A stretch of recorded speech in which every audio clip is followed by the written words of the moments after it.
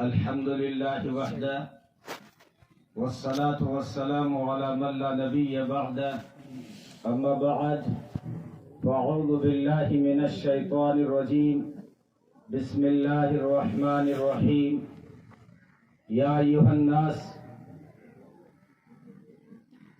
قد جاءتكم موعظة من ربكم وشفاء لما في الصدور وهدى ورحمة للمؤمنين وقال النبي صلى الله عليه وسلم إن الله يرفع بهذا الكتاب أقواما ويضع به آخرين أو كما قال عليه الصلاة والسلام.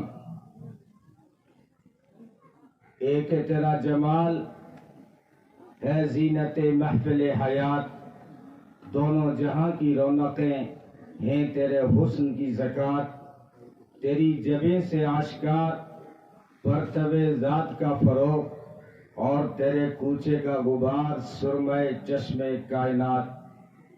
یہ مولانا ظفر علی خان اہل حدیث کے بہت بڑے عالم گزرے ہیں، ان کے مشہور اشعار ہیں کہ تیری جبیں سے آشکار مرتبے ذات کا فروغ اور تیرے کوچے کا غبار سرمہ چشمے کائنات، چہرہ کشا کرم تیرا قاف تاب قیرواں، لطف تیرا کرشمہ سنگ کعبہ سے تابت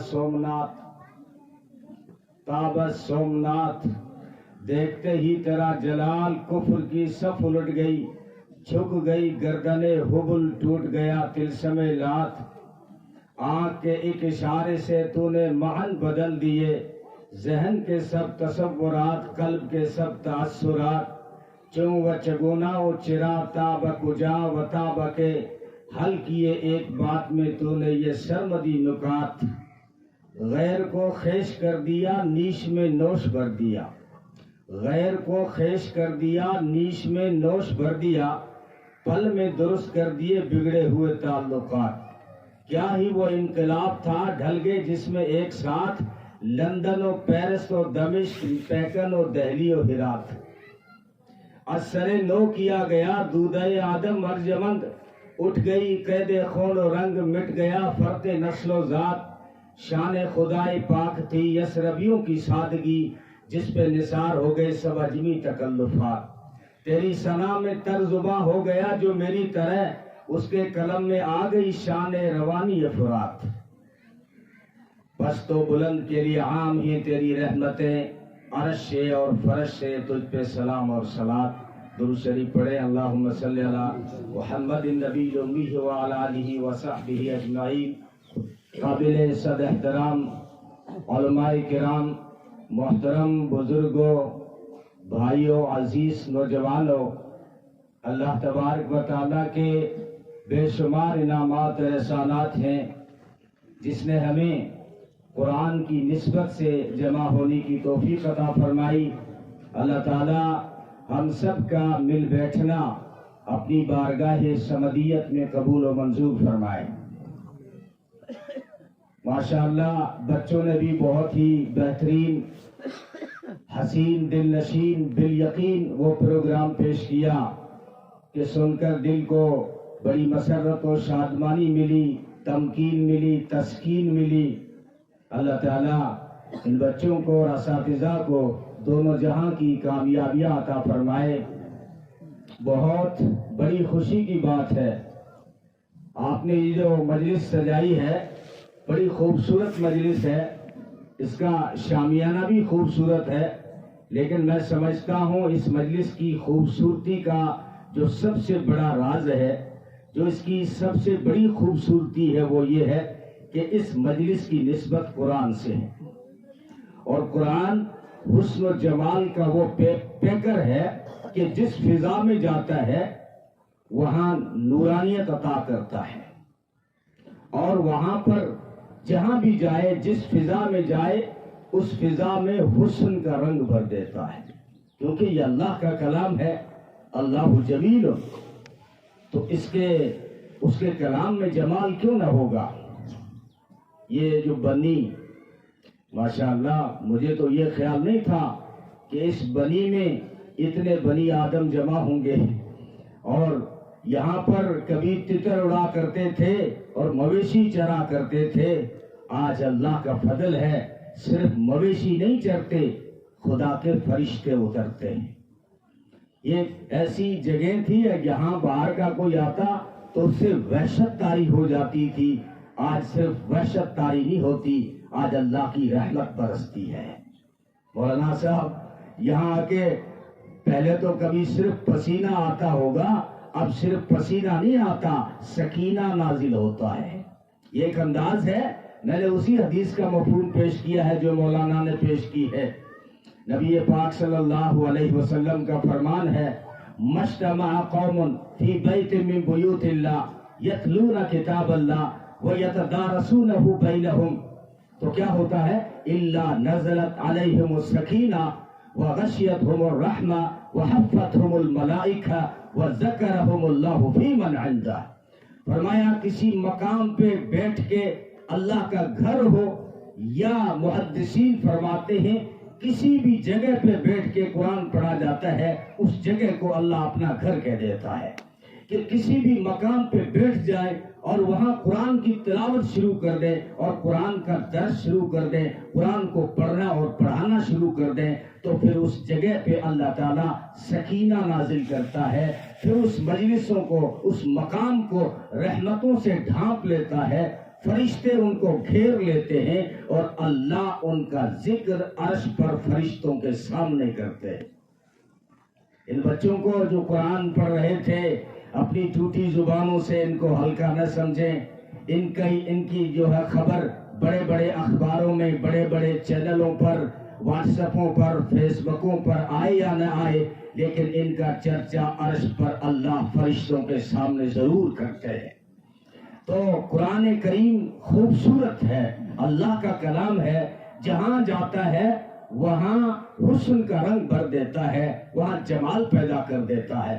میں کہا کرتا ہوں یہ کلام پہلے تو صرف جلالی تھا اور پھر جمالی بنا، پہلے یہ خشیت تھا پھر رحمت بنا، پہلے یہ ہیبت تھا پھر برکت بن گیا، یعنی پہلے اس کا جلال غالب تھا، اتنا جلال غالب تھا کہ اللہ تعالیٰ نے آسمانوں سے، دھرتی سے، پہاڑوں سے پوچھا کہ تم پہ میں اپنا کلام پاک اتار دوں، میں تم پہ قرآن اتار دوں۔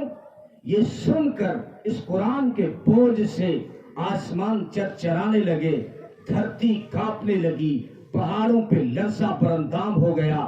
فَأَبَيْنَ أَن يَحْمِلْنَهَا، سب نے انکار کر دیا۔ فَحَمَلَهَا الْإِنسَانُ، اس امانت کے بوجھ کو ایک خاص انسان نے اٹھا لیا۔ وہ خاص انسان کون سا تھا؟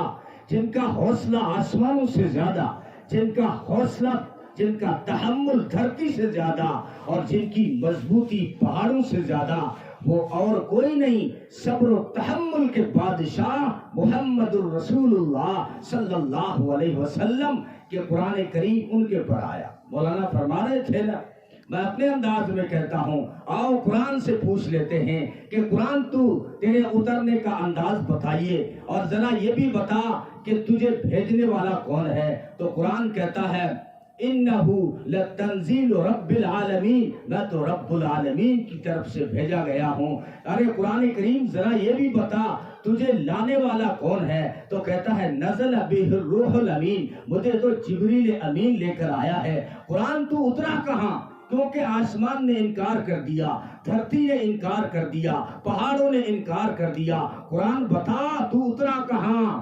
تو کہنے لگا علی قلبک لتکون من المنذرین، میں تو سید الانبیاء والمرسلین پر آیا ہوں۔ ارے قرآن بتا تیرے اترنے کا انداز کیا تھا؟ تو قرآن نے کہا علی قلبک، اللہ نے اپنے محبوب کے دل پہ اتارا، زبان کو لوک لگا کر۔ لا تحرک بہ لسانک لتعجل بہ، لا تحرک، میرے محبوب زبان کو حرکت نہ دیں، آپ جلدی نہ کریں، ہم اس کلام کو آپ کے دل پہ اتارنا چاہتے ہیں تاکہ یہ میرا کلام ذرا فلٹر تو ہو جائے، تاکہ اس کا جلال جمال سے بدل جائے، اس کی خشیت رحمت سے بدل جائے، وہ سینہ جو رحمت کا خزینہ، تاکہ اس کی ہیبت برکت سے بدل جائے. علی قلبک لا تحرک بہ لسانک. ان بچوں کو معمولی نہ سمجھیں اور ان علماء کرام کو, قرآن پڑھانے والوں کو اور پڑھنے والوں کو معمولی نہ سمجھا کرو. یہ خود خدا کی ذمہ داری پوری کر رہے ہیں, محمد رسول اللہ صلی اللہ علیہ وسلم کی آرزو پوری کر رہے ہیں. محمد رسول اللہ صلی اللہ علیہ وسلم کی آرزو تھی کہ جو وحی اترتی تھی تو جلدی سے زبان کو حرکت دیتے تھے شروع میں تاکہ یاد کر لوں اور پھر اس کلام کو آگے پہنچاؤں. یہ محمد رسول اللہ کی آرزو تھی, لیکن اللہ نے فرمایا نہیں, لا تحرک بہ لسانک لتعجل بہ ان علینا جمعہ وقرآنہ. میرے محبوب زبان کو حرکت نہ دیں, جلدی نہ کریں. اس قرآن کو پڑھوانا بھی ہماری ذمہ داری ہے, اس قرآن کو بیان کروانا بھی ہماری ذمہ داری ہے, اس قرآن کی تلاوتیں کروانا بھی ہماری ذمہ داری ہے, اس قرآن کی حفاظت کرنا بھی ہماری ذمہ داری ہے. اس کو نازل کرنے والے بھی ہم ہیں تو اس کی حفاظت کرنے والے بھی ہم ہیں. میرے محبوب جلدی نہ کریں, یہ ہماری ذمہ داری ہے. رب نے جو ذمہ داری لی تھی اس ذمہ داری کا کام اللہ ان بچوں سے لے رہا ہے, ان علماء سے لے رہا ہے. اور محمد رسول اللہ صلی اللہ علیہ وسلم کی جو آرزو تھی نا کہ میں قرآن کو یاد کر لوں پھر آگے پہنچاؤں, وہ کام بھی اللہ ان بچوں سے لے رہا ہے, ان علماء سے لے رہا ہے. اس لیے میں کہا کرتا ہوں ان کو معمولی نہ سمجھا کرو, یہ خود خدا کی ذمہ داری پوری کر رہے ہیں اور محمد رسول اللہ صلی اللہ علیہ وسلم کی آرزو پوری کر رہے ہیں. تو قرآن میں جلال تھا, ایسا جلال, لو انزلنا هذا القرآن على جبل لرأيته خاشعا متصدعا من خشية الله. فرمایا اگر ہم قرآن کو پہاڑوں پہ اتارتے تو پہاڑ دب جاتے, ریزہ ریزہ ہو جاتے. پہاڑوں پہ نہیں اتارا, علی قلبک, اپنے محبوب کے سینے پہ اتارا, اور پھر وہ سینہ جو رحمت کا خزینہ ہے ایسا فلٹر ہوا کہ اس کی جو خشیت تھی وہ رحمت سے بدل گئی. وَنُنَزِّلُ مِنَ الْقُرْآنِ مَا هُوَ شِفَاءٌ وَرَحْمَةٌ لِّلْمُؤْمِنِينَ وَهُدًى وَرَحْمَةٌ لِّلْمُؤْمِنِينَ. صرف مومنین کی بات نہیں, صرف اپنوں کی بات نہیں. مشرکین مکہ خانہ کعبہ کا غلاف پکڑ کے دعا کرتے ہیں, اللہم ان کان ھذا ھو الحق من عندک فامطر علینا حجارۃ من السماء او ائتنا بعذاب علیم. الہ العالمین, اگر تیرا یہ قرآن سچا ہے تو ہم پر آسمانوں سے پتھروں کی بارش برسا یا کوئی دردناک عذاب ہی بھیج دے اگر تیرا قرآن سچا ہے تو. قرآن تو سچا تھا, پھر عذاب کیوں نہیں آیا؟ اللہ نے اس کا جواب دیا, وما کان اللہ لیعذبہم وانت فیہم. میرے محبوب, میری جلالت کا تقاضا تو یہ ہے کہ جو قرآن کی صداقت کا انکار کرے ان کو سخت عذاب دوں, لیکن تیری رحمت کا لحاظ کرتا ہوں, انہیں عذاب نہیں دیتا. کیسے عذاب دے دوں میرے محبوب, ان کے بیچ میں تم بھی تو نظر آ رہے ہو. وانت فیہم, میرے محبوب تیری رحمت کا لحاظ کرتا ہوں. تو پھر اس کی جو خشیت تھی وہ رحمت سے بدل گئی. مشرکین مکہ نے یہ بھی ڈیمانڈ کی تھی کہ اگر یہ قرآن سچا ہے تو کوہ صفا کو سونے کا بنا دو, اس قرآن کے ذریعے سے پہاڑ کو سونے کا بنا دو تو ہم قرآن کو سچا مانیں گے. محمد رسول اللہ صلی اللہ علیہ وسلم نے ہاتھ اٹھائے, الہ العالمین تیرے لیے کوئی مشکل نہیں ہے, ادھر تو کن کہے گا ادھر یہ سونے کا بن جائے گا, اور تیری رحمت میں کوئی فرق نہیں پڑے گا اگر انہیں ہدایت مل جائے گی, اور تیری کوئی جنت چھوٹی تو ہے نہیں. الہ العالمین اس پہاڑ کو سونے کا بنا دے تاکہ ابو جہل کو بھی ہدایت مل جائے, ابو لہب کو ہدایت مل جائے, ان مشرکین کو ہدایت مل جائے.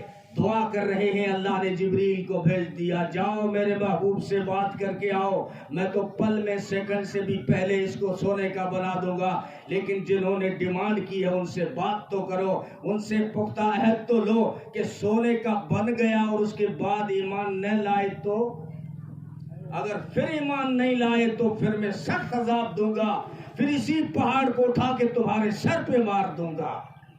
دیکھیے نا, اس لیے کہا گیا وما ارسلناک الا رحمۃ للعالمین. جب یہ جبریل نے بات سنائی, محمد رسول اللہ صلی اللہ علیہ وسلم دعا کر رہے ہیں اور دعا بدل دی ہے. فرمایا الہ العالمین سونے کا بنانا ٹال کر دے, ان کے سروں سے عذاب ٹال دے. دعا بدل دی. الہ العالمین سونے کا مت بنا رہنے دے، لیکن ان کے سروں پر عذاب ہٹا دے۔ تو یہ رحمت، تو وہ قرآن جس میں ہیبت تھی، ایسی ہیبت کہ قرآن کی ہیبت کو اگر ظاہر کر دیا جاتا، پہاڑ چل پڑتے، زمین پھٹ پڑتی، اور اس سے چشمے جاری ہوتے، اور پھر کیا ہوتا کہ مردے زندہ ہو جاتے۔ یہ بھی مشرکین مکہ نے ڈیمانڈ کی تھی کہ اگر آپ قرآن سچا ہے تو اس قرآن کے ذریعے سے، قرآن کریم وَلَوْ أَنَّ قُرْآنًا سُيِّرَتْ بِهِ الْجِبَالُ أَوْ قُطِّعَتْ بِهِ الْأَرْضُ أَوْ كُلِّمَ بِهِ الْمَوْتَى بَل لِلَّهِ الْأَمْرُ جَمِيعًا۔ فرمایا اگر قرآن سچا ہے تو قرآن سے پہاڑوں کو چلا کے دکھا دو، دھرتی کو پھاڑ کے دکھا دو، یہاں سے چشمے جاری کر کے دکھا دو، عرب کی بنجر زمین سے پانی نکال کے دکھا دو۔ اگر قرآن سچا ہے تو مردوں کو زندہ کر کے دکھاؤ، ہمارے باپ دادا جو مر گئے ان کو دوبارہ زندہ کرو۔ اگر وہ کہہ دیں گے کہ یہ قرآن سچی ہے تو ہم مان لیں گے۔ یہ ڈیمانڈ کی تھی انہوں نے۔ الہ رب العالمین نے جواب دیا، بے وقوفوں، ڈیمانڈ کرتے ہو اور وہ قرآن سے، اور وہ بھی اتنی ہلکی، دیکھتے نہیں ہو تم پہاڑوں کو ہٹانا کوئی مشکل کام ہے؟ پہاڑوں کو ہٹانا اتنا مشکل کام نہیں ہوتا جتنا کسی کی طبیعتوں کو بدلنا مشکل ہوتا ہے۔ مشہور ہے نا، جبل گردد جبلت نہ گردد، کہ پہاڑ اپنی جگہ سے ہٹ سکتا ہے لیکن عادت نہیں چھوٹتی، طبیعتیں نہیں بدلتی۔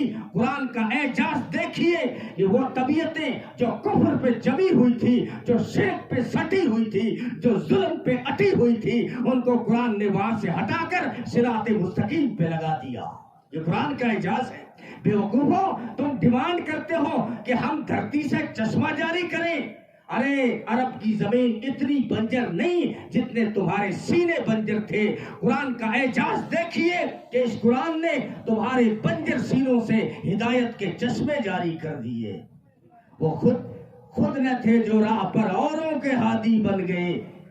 کیا نظر تھی جس نے مردوں کو مسیحا کر دیا، مردوں کو بس۔ ہاں، یہ بھی ڈیمانڈ کی تھی نا کہ مردوں کو زندہ کریں۔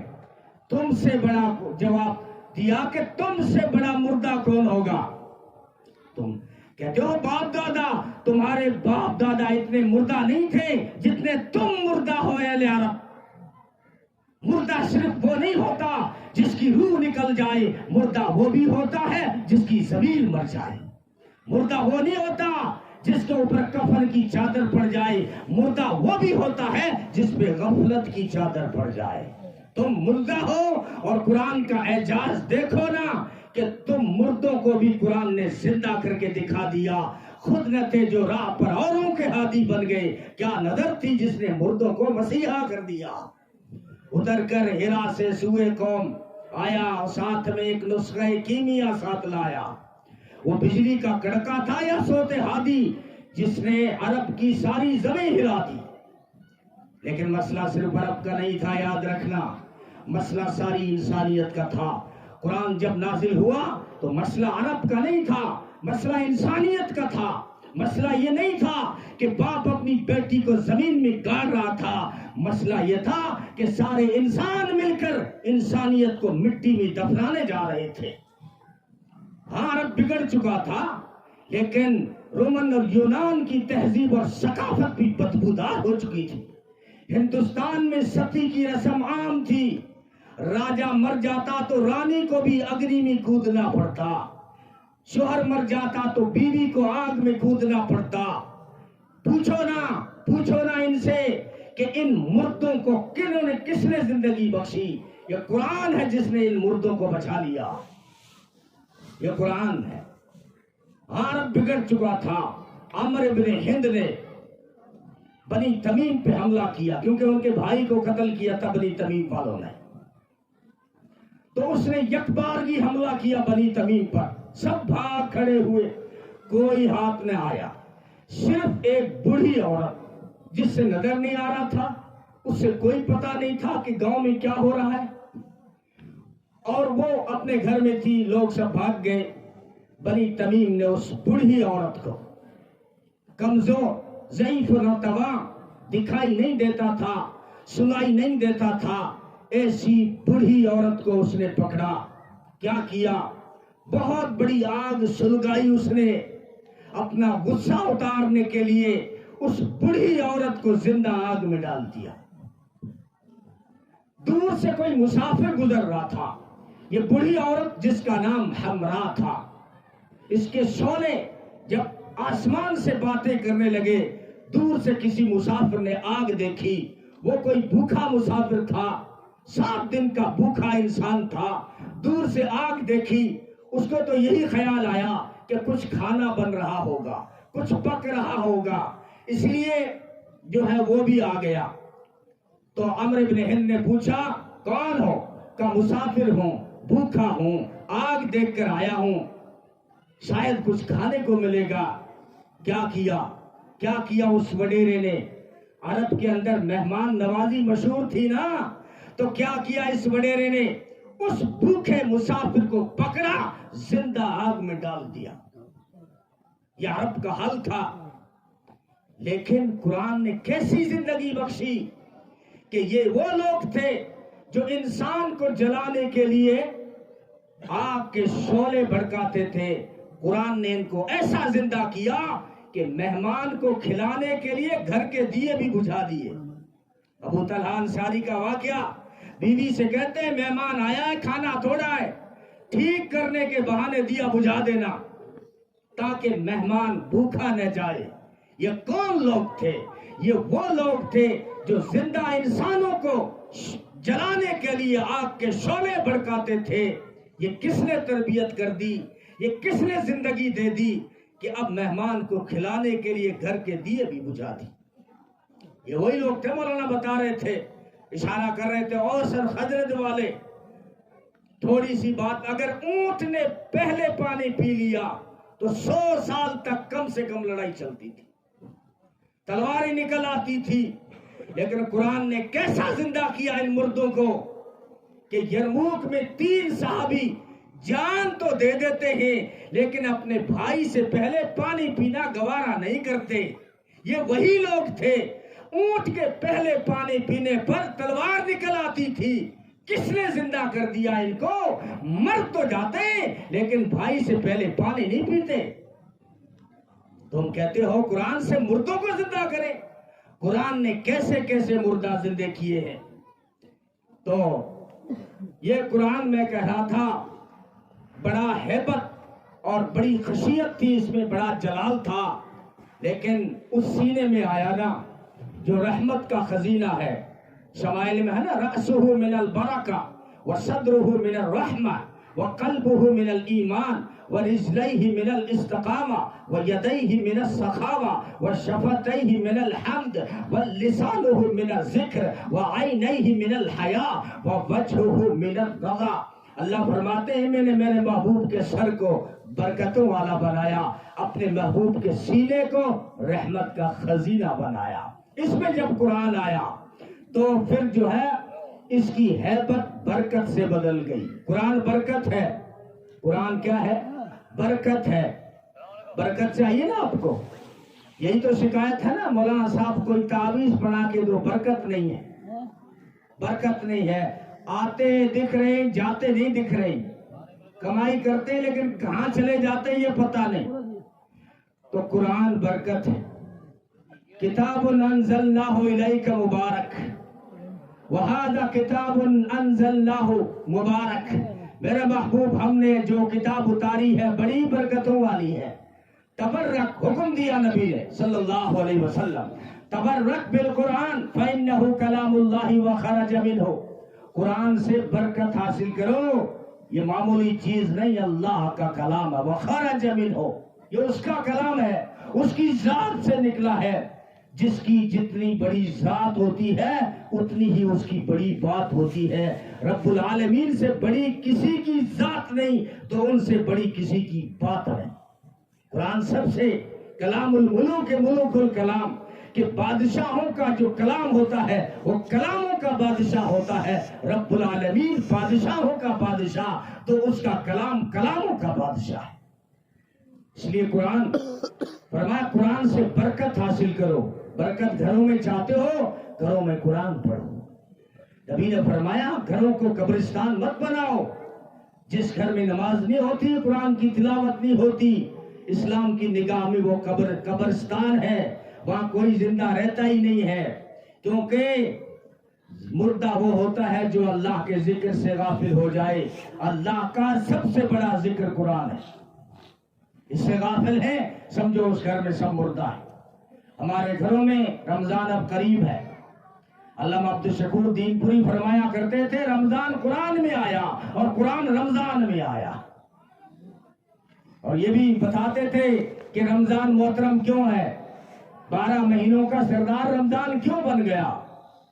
روزہ رکھتے ہیں اس لیے نہیں، ہم زکوٰۃ دیتے ہیں اس لیے، زکوٰۃ کا تو کوئی وقت فکس نہیں ہے، عام طور پہ دیتے ہیں اس لیے نہیں، تراویح پڑھتے ہیں اس لیے نہیں، قرآن سے ہی پوچھ لیتے ہیں قرآن تو بتا یہ رمضان محترم کیوں ہے۔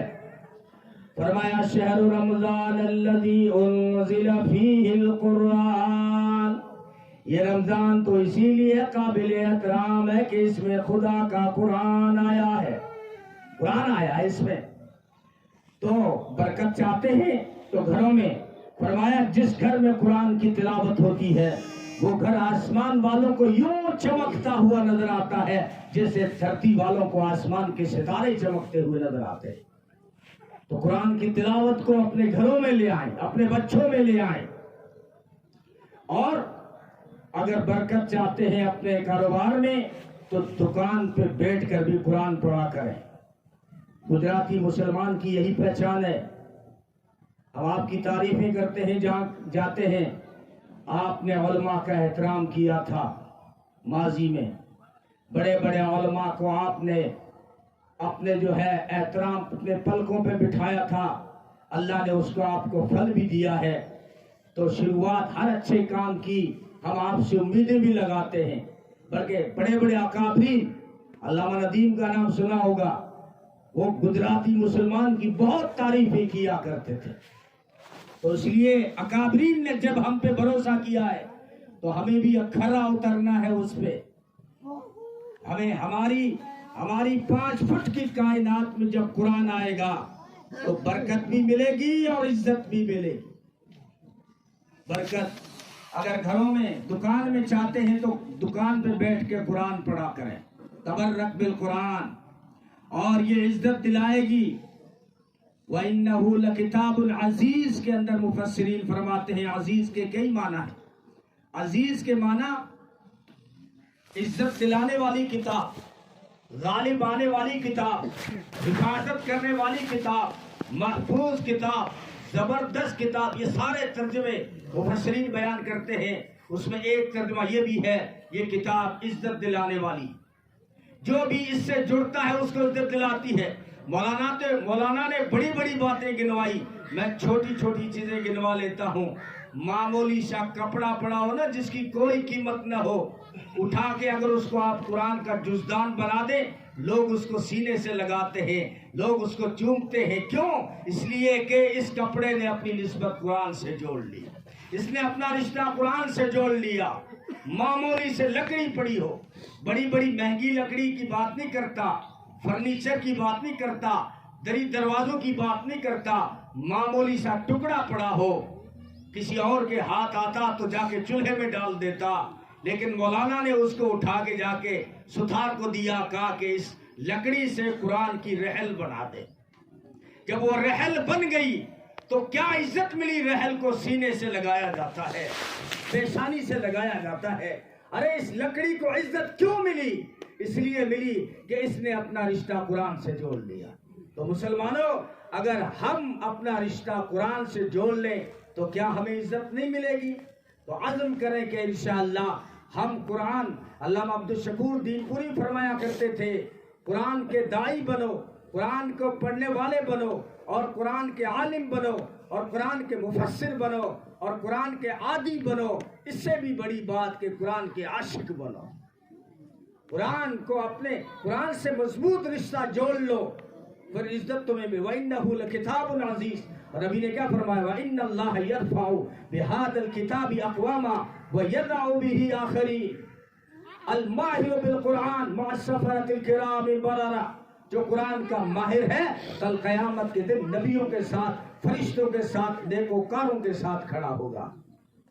اس لیے اور فرمایا ان للہ اہلین من الناس، کچھ لوگ اللہ کے خاص ہیں. ان للہ اہلین من الناس، لوگوں میں کچھ لوگ اللہ کے خاص ہیں. قالوا من ہم یا رسول اللہ، کون وہ لوگ ہیں جو اللہ کے خاص ہیں؟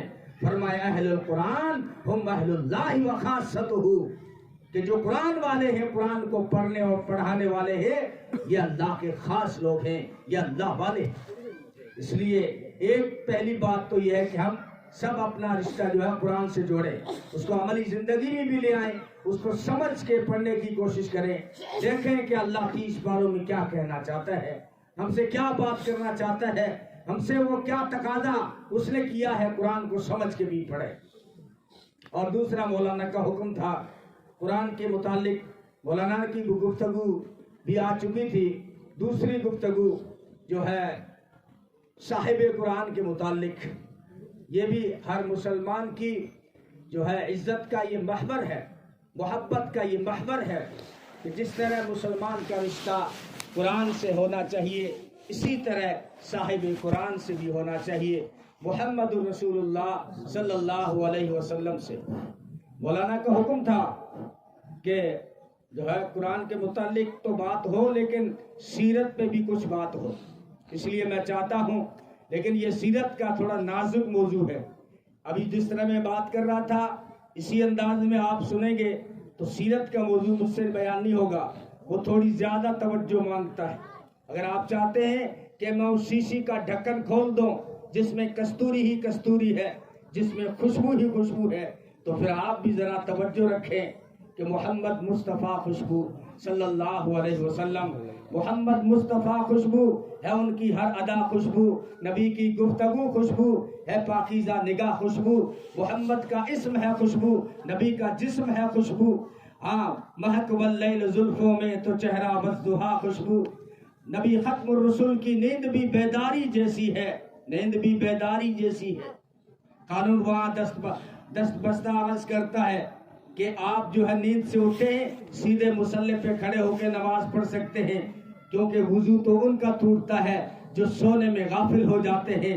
آپ سو بھی جائیں نا، فرشتے آ کے باتیں کرتے ہیں کہ بتائیں ان کے بارے میں. دوسرا کہتا ہے کیا بتائیں، یہ تو سو رہے ہیں. تیسرا کہتا ہے یہ سو رہے ہیں، ان کی آنکھیں سو رہی ہیں لیکن ان کا دل جاگ رہا ہے. اس لیے فرمایا کہ محمد کا سونا بھی خوشبو، محمد کا جاگنا بھی خوشبو. محمد میں یہ دو میمیں جنہیں 2 بار لب چومے. ہائے ہائے، وہ ایک مزاحیہ شاعر ہیں پڑوس کے، لیکن جب سیرت پہ قلم اٹھایا مسعود انور مسعود، کمال ہی کر دیا. کہتے ہیں ان کا نام لبوں پر آئے میٹھا میٹھا منہ ہو جائے، ان کا نام لبوں پر آئے میٹھا میٹھا منہ ہو جائے. ان کے بول بہاروں جیسے اور اصحاب ستاروں جیسے، ان سا پیارا اور نہ کوئی، ان سے بچھڑ کے لکڑی روئی. وہ مشہور حدیثوں میں جو واقعہ ہے، ان سے بچھڑ کے لکڑی روئی. جب وہ سیر کو جایا کرتے بادل سر پہ سایا کرتے. تو جو ہے ان کا سونا بھی خوشبو، ان کا جاگنا بھی خوشبو. محمد میں ہیں 2 میمیں جنہیں 2 بار لب چومے. زباں پر جب بھی نام آئے زباں خوشبو، گلا خوشبو. مدینے میں پسینے میں ہے خوشبو، پاک سینے میں جسے تطہیر کہتے ہیں نبی کی وہ ردا خوشبو. صحابہ میں رکھی خوشبو، نبی کی آل میں خوشبو، ابو بکر عمر عثمان اور علی المرتضی خوشبو. اگر آپ چاہتے ہیں میں کہ اس کا ڈھکن کھولوں تو پھر آپ توجہ رکھیں، یہ وہ خوشبو ہے. مدینے کی عورتیں کہا کرتی تھی ام سلیم ذرا بتانا یہ خوشبو لاتی کہاں سے ہے، کیونکہ تیرے پاس جو خوشبو ہے وہ کسی کے پاس نہیں. وہ کہنے لگی پتا کیا بتاؤں، یہ خوشبو دنیا کی کسی دکان میں نہیں ملے گی، یہ خوشبو تو محمد رسول اللہ صلی اللہ علیہ وسلم کے پسینے کی خوشبو ہے. قیلولہ فرما رہے تھے اور جو ہے پسینے کے قطرے پیشانی پہ یوں امنڈ آئے جیسے آسمان کے دامن میں ستارے سجے ہوں یا تھالی میں موتی سجے ہوئے ہوں. میں نے ایک شیشی اٹھائی، ان قطروں کو شیشی میں بند کر دیا اور اوپر ڈھکن دے دیا. وہ دن تھا اور آج کا دن ہے، صرف ڈھکن کھول لیتی ہوں میرا گھر خوشبو سے معطر ہو جاتا ہے. ارے وہ بکریاں چرا کے ابو معبد شام کو آیا، دیکھا گھر میں خوشبو ہے اور گھر کا بڑا برتن دودھ سے سے لبریز ہے. کہنے لگا بوڑھی یہ خوشبو کیسی, اتنا سارا دودھ کہاں سے آیا؟ وہ بوڑھی ام معبد کہنے لگی یہ اپنی اسی بکری کا ہے. کہنے لگے یہ تو بیمار تھی اسی لیے تو جنگل نہیں لے گیا تھا, اس کے اندر اتنا, یہ تو کئی سالوں سے دودھ نہیں دیتی. کہنے لگی کمال اس بکری کا نہیں ہے, کوئی چاند میری کٹیا میں آیا تھا, کوئی چاند میری کٹیا میں آیا تھا. بس وہ تو چلے گئے لیکن ان کی خوشبو نہیں جاتی, ان کی برکت نہیں جاتی. انہوں نے ہاتھ کیا رکھا بکری پر, تھنوں سے دودھ یوں امڈ آیا جیسے ساون کے مہینے میں بادل نے منہ کھول دیا. میرے گھر کا بڑا برتن دودھ سے تو بھر گیا, اس بکری کا دودھ ختم نہیں ہوا. صرف دودھ کی بات نہیں کرتی, وہ کہتی ہے میرے گھر سے خوشبو نہیں جاتی. وہ تو چلے گئے, مسافر تھے. کا کیا نام تھا؟ کہ میں تو حسن میں کھوئی رہی, نام پوچھنا بھول گئی. جیسے وفد طارق آیا حدیث میں, وفد طارق مسعود سیرت کی کتابوں میں, طارق بن عبداللہ کا وفد کھجوروں کی خریداری کے لیے مدینے آیا تھا اور مدینے کے پاس میں پڑاؤ ڈالا. لیکن ان کی قسمت دیکھیے کہ ان کے ڈیرے پہ سراج منیر طلوع ہو گیا صلی اللہ علیہ وسلم. آپ صلی اللہ علیہ وسلم کسی کام سے باہر نکلے, دیکھا مسافر آئے ہوئے ہیں, سنبھالا ان کو اور دیکھا کہ ان کے پاس سرخ اونٹ ہے. نبی کو پسند آ گیا. عرب کے یہاں سرخ اونٹ یوں پسند کیا جاتا ہے جیسے آپ فارچونر اور ڈسٹر پسند کرتے ہیں نا, ایسے ہی عرب کے ہیں یہ لوگ سرخ اونٹ کو پسند کرتے تھے. نبی کو پسند آ گیا اور سودا ہو گیا. کہا میں مدینے سے جہاں قیمت بھجوا دیتا ہوں اور آپ کو جو ہے قیمت مل جائے گی, اونٹ دے دو.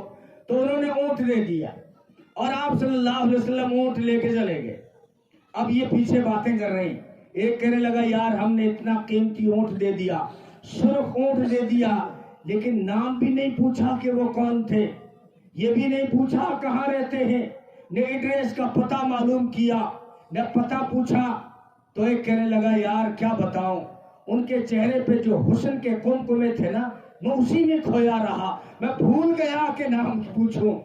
دوسرا کہنے لگا کہ یار جب وہ بات کرتے تھے نا, اذا ضحک او اذا تکلم یتلالا فی الجبل, جب وہ بات کرتے تھے دانتوں سے نور نکل کے سامنے والے پہاڑ پہ پڑتا تھا. میں تو ان بجلیوں میں کھویا رہا, مجھے یاد ہی نہیں رہا کہ نام پوچھنا ہے.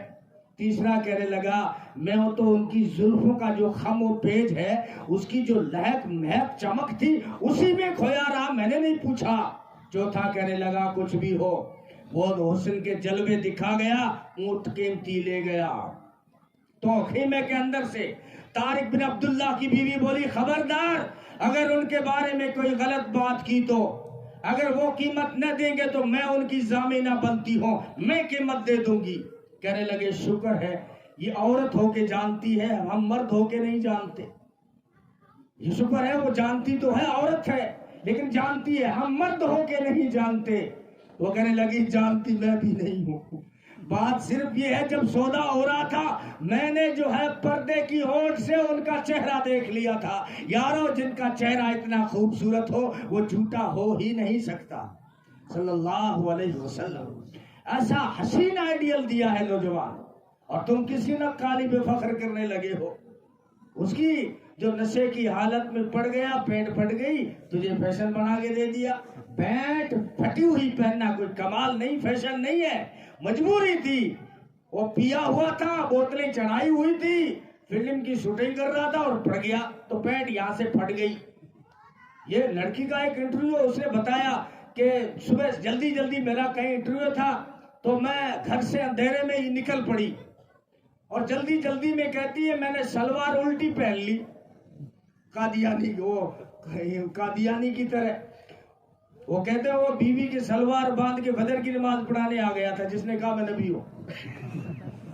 تو وہ لڑکی کہتی ہے میں اندھیرے میں انٹرویو دینے گئی تو وہاں جا کے جب دن نکلا پتہ چلا سلوار تو الٹی پہنی ہوئی ہے. اب لڑکی ہوں بدلوں کہاں, انٹرویو دینا تھا, نوکری کا چکر تھا. میں پہنچ گئی اور جیسے ہی آفس میں گئی تو ان بڑے آفیسر بیٹھے تھے, ان کی نگاہ پڑ گئی کہ بچی نے سلوار الٹی پہن رکھی ہے. کہ بھائی بیٹا آپ نے سلوار الٹی پہن رکھی ہے. تو فوراً اس بچی نے کہا کہ جناب صدر یہ فیشن ہے, آج کل یہ کیا فیشن ہے، تو یہ عجیب الٹی چیزیں آپ کو فیشن بنا کے دے رہے ہیں. بالوں کی کٹنگ دیکھ لو ہمارے بچوں کی، کھیت بنا دیا سر کو، چاروں میں ٹریکٹر گھما، چاروں طرف ٹریکٹر گھما رکھا ہے. اس لیے یہ آئیڈیل دیا تھا اللہ تعالیٰ نے ہمیں، یہ خوبصورت، حسین، جمیل، نازنین، بہترین، بالیقین، شفیع المذنبین، رحمت للعالمین، سید الانبیاء والمرسلین صلی اللہ علیہ وسلم، صاحب جمال، صاحب کمال، نامینہ کھلال، محبوب رب ذوالجلال، حسینوں میں احسن، جمیلوں میں اجمل، کاملوں میں اکمل، شریفوں میں اشرف، نبیوں میں افضل، ساقی کوثر، صافی محشر، برتر بالا قدر، سارے رسولوں کے سرور، قمر لیلۃ البدر، سارے رسولوں کے افسر صلی اللہ علیہ وسلم، بدر الدجا، خیر الورا اور رہبر و رہنما، مقتدا و پیشوا، بدر الدجا، شمس الضحیٰ، خیر الورا، احمد مجتبیٰ، محمد مصطفیٰ صلی اللہ علیہ وسلم. جان جان وفا ہے میرا مصطفیٰ، روح ارض و سما ہے میرا مصطفیٰ، کاملیت آدم ہے میرا مصطفیٰ، افضلیت آدم ہے میرا مصطفیٰ، شم غار ہرا ہے میرا مصطفیٰ. وعدے لکھا ہوا ہے یہ قرآن میں، نہ تخیل تصور نہ دیوان میں، آدم و نوح ابراہیم و عمران سے ان اللہ اصطفیٰ ہے میرا مصطفیٰ. نور پیغام وحدت میرا مصطفیٰ، روح تکوین خلقت میرا مصطفیٰ، شیش کی عظمتیں ساری اپنی جگہ، آگے دیکھو حکایت میرا مصطفیٰ. نوح کی تبلیغ میں جن کا آیا ذکر، ہود و صالح کی چاہت میرا مصطفیٰ. راز رازوں میں تھے وہ خضر کے اگر، ہر عمل کی وضاحت میرا مصطفیٰ. شورا جتنا بھی ہے لے دل کی نظر، بد میں لقمہ کی حکمت میرا مصطفیٰ. ناز لاکھوں ملے گو سلیمان کو، ہے دو جہانوں کی راحت میرا مصطفیٰ. ابن یعقوب بھی تھا وہ یوسف حسین، والضحیٰ کی صباحت میرا مصطفیٰ. وہ جن کے ہاتھوں سے مردوں کو زندگی ملی، اس مسیح کی بشارت میرا مصطفیٰ. صبح سوموار کے گھر میں عبداللہ کے ہوئی جن کی ولادت میرا مصطفیٰ. نوریوں سے نہیں، ناریوں سے نہیں، نہ کسی اور رنگت میرا مصطفیٰ. پڑھ کے قرآن کی آیتیں دیکھ لو، ہے بشر کی وہ صورت میرا مصطفیٰ. انبیاء کی وصیت میرا مصطفیٰ، تاجدار شریعت میرا مصطفیٰ. وہ ہے رحمتی رحمت میرا مصطفیٰ، وہ ہے برکتی برکت میرا مصطفیٰ. رب نے خاتم کی جن پہ لگا دی مہر، وہ فقط تا قیامت میرا مصطفیٰ. نہیں باقی کسی کا کوئی معجزہ، معجزوں کی طوالت میرا مصطفیٰ صلی اللہ علیہ وسلم. اللہ تعالیٰ نے ایسا حسین دیا، ایسا جمیل دیا کہ جابر بن سمرہ فرماتے ہیں کہ میں نے تجزیہ کیا چاند سے. آؤ دنیا والوں فیصلہ کریں کہ چاند زیادہ چمکتا ہے یا محمد رسول اللہ صلی اللہ علیہ وسلم کا چہرہ زیادہ چمکتا ہے. کہتا ہے کئی بار پلٹ پلٹ کے دیکھا، لیکن نبی کا چہرہ دیکھنے کے بعد جب میری نگاہ چاند پہ پڑتی تو چاند مجھے پھیکا پھیکا نظر آتا، چاند مجھے پھیکا پھیکا نظر آتا. فَهُوَ عِنْدِي أَحْسَنُ مِنَ الْقَمَرِ، میرے نزدیک تو وہ چاند سے بھی زیادہ حسین تھے. کیونکہ انسان کی مجبوری ہے، کسی چیز کو جب تمثیل پیش کرتا ہے چاند تک پہنچتا ہے. اور کس سے جو ہے تشبیہ دے، کہ اس لیے صحابہ نے تشبیہ دی چاند سے، سورج سے، چمکتی تلوار سے، کھجور کی شاخ سے. وہ سراقہ نے جب تعاقب کیا نا ہجرت کے سفر میں، کہتا ہے میری نگاہ پنڈلیوں پہ پڑی، یوں تھی جیسے کھجور کی تازہ شاخیں ہوں. اور ربی بنت معوذ، جب امی عائشہ نے فرمایا نا کہ میرے آقا جب چہرے سے زلفیں ہٹاتے تھے تو یوں لگتا تھا کہ کالی گھٹا سے 14ویں کا چاند باہر آ گیا، تو ربی بنت معوذ نے فرمایا امی یوں نہ کہو چاند باہر آ گیا، یوں کہو نا کہ سورج طلوع ہو رہا ہے. تو ابو ہریرہ نے کہا سورج طلوع کیا ہوتا ہے؟ کأن الشمس تجری فی وجہہ، ہزاروں سورج و آفتاب و مہتاب میرے آقا کے چہرے میں چلتے چمکتے مجھے نظر آتے ہیں، تم ایک سورج کی بات کرتے ہو. اور جو ہے کعب بن مالک نے کہا کأنہ قطعۃ من القمر، وہ تو چاند کا ٹکڑا تھے. تو پھر ایک اور صحابی نے کہا کہ جو ہے چاند کا ٹکڑا نہ کہو، وہ ماہ کامل تھے. ما رأیت شیئا قط احسن منہ، ہم نے ان سے بڑھ کے کوئی حسین چیز نہیں دیکھی، کوئی ان سے بڑھ کے حسین نہیں دیکھی. کائنات حسن جب پھیلی تو لامحدود تھی، کائنات حسن جب پھیلی تو لامحدود تھی، اور جب سمٹی تو تیرا نام ہو کر رہ گئی۔ شاعر کہتا ہے کہ جب حسن پھیلا تو ساری کائنات بن گئی، جب حسن پھیلا تو ساری کائنات بن گئی، لیکن جب حسن سمٹا تو محمد کی ذات بن گئی صلی اللہ علیہ وسلم۔ ایسا حسین دیا ہے دوستو۔ ہاں، امی عائشہ فرمایا کرتی تھی ایک زلیخا کا یوسف اور ایک میرا یوسف۔ زلیخا کے یوسف کو جنہوں نے دیکھا انگلیاں کٹا ڈالی، مصر کی عورتوں نے انگلیاں کٹائی، لیکن جس نے میرے یوسف کو دیکھا عرب کے مردوں نے گردنیں کٹا ڈالی۔ ہاں، وہ تو انگلیاں کٹی تھی، یوسف کی انگلیاں کٹی تھی۔ ہاں نوجوانوں، حضرت یوسف کے ذکر سے یاد آیا کہ نرا حسن ہو تو قیمت بڑی کم لگا کرتی ہے۔ نوجوانوں کا خیال ہوتا ہے نا کہ میں بہت خوبصورت لگ رہا ہوں، لاڈو گھڑی ہے اور 40-50 ہزار کا موبائل ہے اور میرے کپڑے بڑے زرق برق ہیں اور میرے پاس سندھی اجرک بڑی شاندار ہے، میرے پاس سندھی ٹوپی ہے، میں بڑا خوبصورت لگ رہا ہوں۔ تم خوبصورت ہو، مانتا ہوں میں، آپ کی برائی نہیں کر رہا، آپ خوبصورت ہو، لیکن حضرت یوسف سے بڑھ کے نہیں ہو سکتے۔ حضرت یوسف خوبصورت تھے، حسین اور جمیل تھے، لیکن قیمت صرف حسن کی کیا لگی ہے؟ قرآن کہتا ہے وَشَرَوْهُ بِثَمَنٍ بَخْسٍ دَرَاهِمَ مَعْدُودَةٍ، چند ٹکوں میں بکے، کیونکہ بچہ ہیں، ابھی چھوٹے تھے، حسن تو بہت تھا، لیکن نرے حسن کی قیمت کم لگتی ہے، قیمت بڑھتی اس وقت ہے وَلَمَّا بَلَغَ أَشُدَّهُ آتَيْنَاهُ حُكْمًا وَعِلْمًا، جب ہم بڑے ہو گئے اور جب ہم نے انہیں علم و حکمت دیا، وَلِنُعَلِّمَهُ مِن تَأْوِيلِ الْأَحَادِيثِ، جب ہم نے ان کو خوابوں کی تعبیر کا علم دیا تو کیا انعام ملا کہ جو ہے قدموں کے نیچے مصر کا تخت تھا، سر کے اوپر نبوت کا تاج تھا۔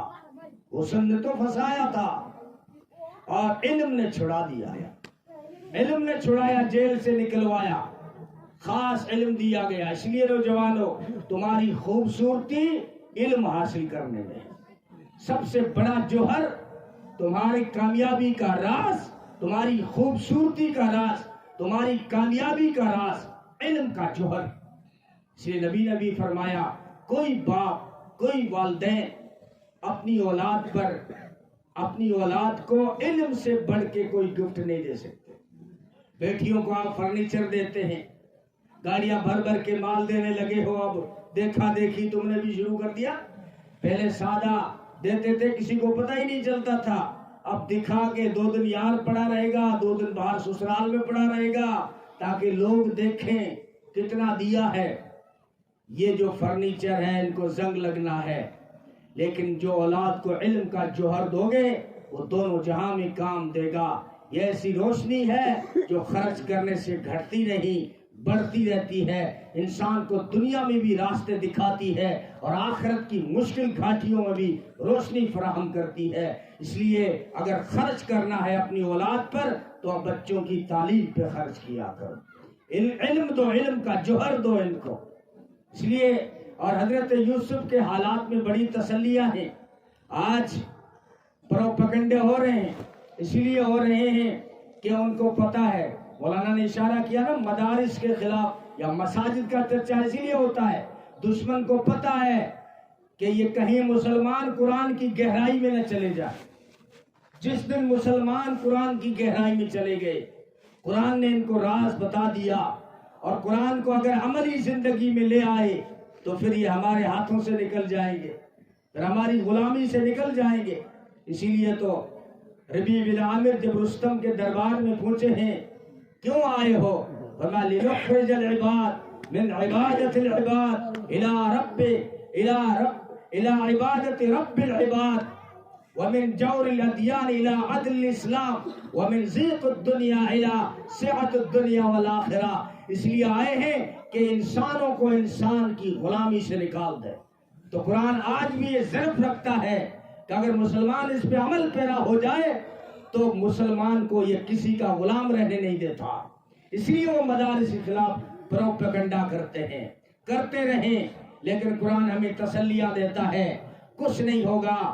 یوسف کو کنویں میں ڈال دیا بھائیوں نے، قافلے کے ہاتھ بیچ دیا، ٹورچر کیا گیا، لچنگ بھی ہوئی. علامہ آلوسی رحمت اللہ علیہ نے لکھا ہے حضرت یعقوب کے سامنے تو کندھے پہ بٹھایا یوسف کو، لیکن جب نظروں سے اوجھل ہوئے تو پٹخ دیا اور لچنگ، ٹارچر، مارنا شروع کر دیا، کنویں میں ڈال دیا. اور اللہ نے وہاں سے بچایا تو قافلے کے ہاتھ بیچ دیا. اور کوئی کم قیمت میں، جیسے تمہاری بھی آج کم قیمت لگتی ہے، کوئی غیر مرے معاوضہ زیادہ ملتا ہے، مسلمان مرے تو معاوضہ کم ملتا ہے. بھائیوں نے یوسف کی بڑی کم قیمت لگائی تھی. وَشَرَوْهُ، اور پھر آگے بولی لگی مصر کے بازار میں اور شاہی محل میں تو بہتان لگا، الزام نہیں بہتان لگا یوسف پر، جیسے مسلمانوں پہ بہتان لگتا ہے کہ یہاں تک وادی ہیں، یہ دہشت گرد ہیں. حالانکہ یہ سراسر بہتان ہے. مسلمان صرف امن و شانتی پہ بھروسہ رکھتا ہے.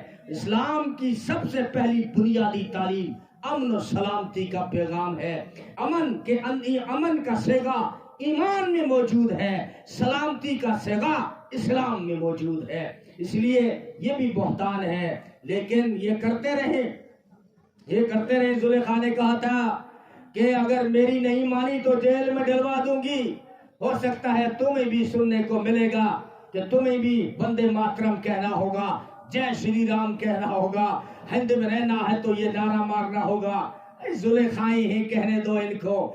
لیکن ایک وقت آئے گا کہ عزیز مصر نے بھی معافی مانگی، بہتان لگانے والے قدموں میں جھکے اور بھائی منگتا بن کے آئے. جنہوں نے کنویں میں ڈالا تھا نا، منگتا بن کے یوسف کے پاس آئے، اور جنہوں نے الزام اور بہتان لگایا تھا انہوں نے معافی مانگی. جنہوں نے جیل میں ڈالا تھا وہ شرمندہ ہوئے. یوسف باہر آ گئے. صرف باہر نہیں آئے بلکہ جو ہے ملک کے بادشاہ بن گئے. تلک الایام نداولها بین الناس. مسلمانوں تم نے بہت حکومت کی، دوسری قومیں بھی کریں گی، لیکن تم اپنے اندر قابلیت پیدا کرو تو تمہیں بھی واپس اللہ دے دے گا. یہ مایوس مت ہو. جو ہے اس ملک میں مایوس ہونے کی کوئی ضرورت نہیں ہے. یہ اللہ کا نظام ہے. رات آتی ہے اس کے بعد سورج بھی نکلتا ہے. جہاں عروج سے پہلے زوال بھی ہوتا ہے. یہ قدرت کی شان ہے کہ بہار سے پہلے خزاں کا موسم ہوتا ہے. وہ روزانہ دکھاتا ہے، رات کا اندھیرا چھا جاتا ہے تو وہ پھر سورج نکال دیتا ہے. وہ جانتا ہے کہ مجھے جو ہے جالوت کے مقابلے میں کب طالوت کو بھیجنا ہے، مجھے موسیٰ کو کب اتارنا ہے. مت مایوس ہوا کرو. جو ہے وقار کے ساتھ اس ملک میں اپنے مشن پہ کامیاب رہو. اپنے مکاتب کو مضبوط کرو، اپنی مساجد کو مضبوط کرو، اپنے بچوں کو تعلیم دو. تعلیم میں کوئی تقسیم نہیں اسلام میں. یہ تو ہماری اصطلاح ہے، ورنہ اسلام نے علم ہے، علم روشنی ہے، اس میں کوئی تقسیم نہیں کی تھی. نبی نے تو یہ فرمایا تھا ایک نفع دینے والا علم، ایک نقصان دینے والا. وہ علم جو انسانیت کو نقصان دے اس سے ضرور پناہ مانگی. لیکن یہ اصطلاح نہیں تھی کہ دنیا کا علم ہے، یہ جو ہے آخر دین کا علم ہے. یہ تو انگریز کی سازشیں ہیں، ان کی چالیں ہیں کہ انہوں نے جو ہے اس علم کو تقسیم کر دیا. اور اس وقت ہمارے اکابرین کی مجبوری تھی، کیونکہ ان کو سب سے بڑی فکر یہ تھی کہ اس ملک میں اسلام کو کیسے بچائیں، اس ملک میں دین کو کیسے بچائیں، اس ملک میں قرآن کو کیسے بچائیں. اس لیے انہوں نے زیادہ زور دیا. ورنہ مدرسے میں جہاں امام غزالی پیدا ہوتا تھا اسی جگہ البیرونی پیدا ہوتا تھا. یہی ترتیب واپس آ رہی ہے، واپس علماء لے رہے ہیں.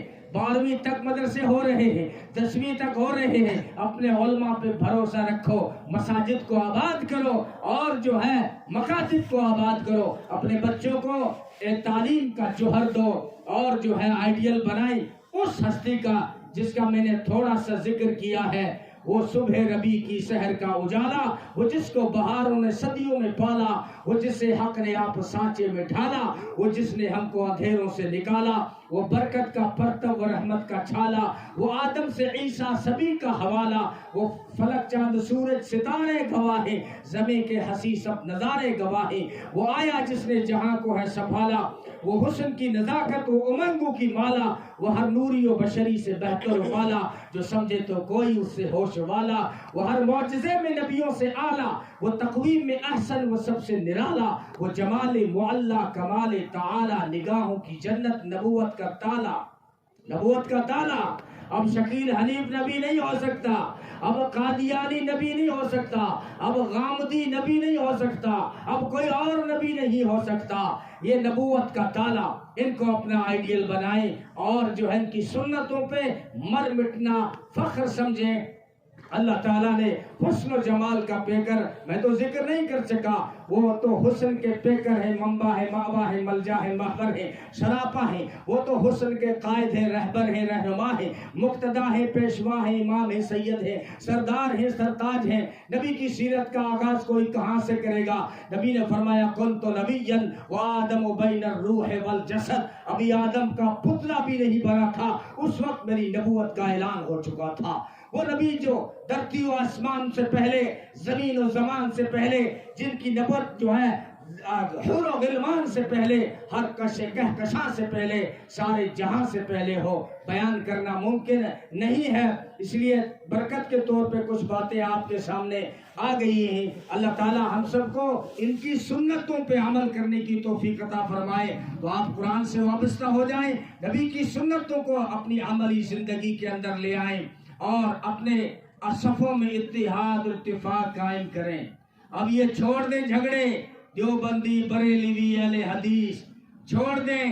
لوگ یار جھوٹ پہ ایک ہو گئے، ہم مسلمان سچ پہ ایک نہیں ہو سکتے؟ ہمارے پاس قرآن سچ ہے، ہمارے پاس حدیث سچ ہے، مسجد سچ ہے، مدرسہ سچ ہے، لوگ تو جھوٹ پہ جمع ہو گئے ہیں۔ سارا کفر تمہیں مٹانے کے لیے ایک ہو چکا ہے اور ہمارے پاس سچ ہے، ہم سچ والے ایک نہیں ہو رہے۔ فتوے پہ فتوا، فتوے پہ فتوا، فتوے چھوڑو، انسانیت پہ آؤ، اخلاق پہ آؤ۔ نماز کی ٹریننگ دی گئی تھی تاکہ تمہارے صفوں میں اتحاد قائم ہو سکے، یہ عمل اسی لیے دیا گیا تھا، اسی لیے مسجد میں 5 بار بلایا، ورنہ عبادت تو گھر میں بھی ہو سکتی تھی، لیکن مسجد میں کھڑا کیا تاکہ تمہیں پتا چلے کہ آج فلاں آدمی مسجد نہیں آیا ہے، اس کا مطلب وہ بیمار ہے، چلو اس کی عیادت کرتے ہیں، چلو اس کو، کیونکہ مسلمان بے نمازی ہو یہ تصور نہیں تھا، اور صفوں میں کھڑا کیا، ایک ہی صف میں کھڑے ہو گئے محمود و ایاز، نہ کوئی بندہ رہا نہ کوئی بندہ نواز۔ ہاں مالدار بھی وہی کھڑا ہے، مزدور یہاں کھڑا ہے، سرپنچ یہاں کھڑا ہے، اور اینٹوں میں کام کرنے والا یہاں کھڑا ہے، سیمنٹ سے گارے سے لدا ہوا پاس میں کھڑا ہے۔ یہ نماز کیا پیدا کرنا چاہتی ہے؟ ایک ہی صف میں مسلمانوں کو دیکھنا چاہتی ہے۔ اس لیے جو ہے فرقہ واریت مت پھیلاؤ، بس جو ہے بنیادی چیزیں ہیں ان کو مضبوط کرو۔ نماز پڑھنے میں کسی کا اختلاف نہیں ہے، نمازوں کو پڑھو۔ ہر مسلمان کی ایڈنٹی پہچان نماز ہے۔ میں انڈین ہوں، کیا پہچان ہے؟ کہ میرے پاس آدھار کارڈ ہے، تو مسلمان کی پہچان نماز ہے۔ اور مشہور ہے کہ پٹھان کا بچہ کہیں بھی جائے گا نماز نہیں چھوڑے گا۔ ایک کاش کہ یہ مشہور ہو جائے کہ مسلمان کا بچہ کہیں بھی جائے گا نماز نہیں چھوڑے گا۔ نماز سے وابستہ ہو جاؤ، قرآن سے وابستہ ہو جاؤ، اپنے علماء کا احترام کرو اور مسلمانوں میں اتحاد اتفاق قائم کرو۔ شادیوں میں خرچے کم کر کے اپنی تعلیم، اپنے بچوں کی تعلیم پہ پیسہ خرچ کرو۔ رسم و رواج کو ختم کرو، اسلام کے اصولوں کو زندہ کرو، خرافات اور بدعات کو ختم کرو، نبی کی سنتوں کو زندہ کرو۔ اللہ تعالی ہم سب کو عمل کی توفیق عطا فرمائے۔ ٹھیک ہے مولانا۔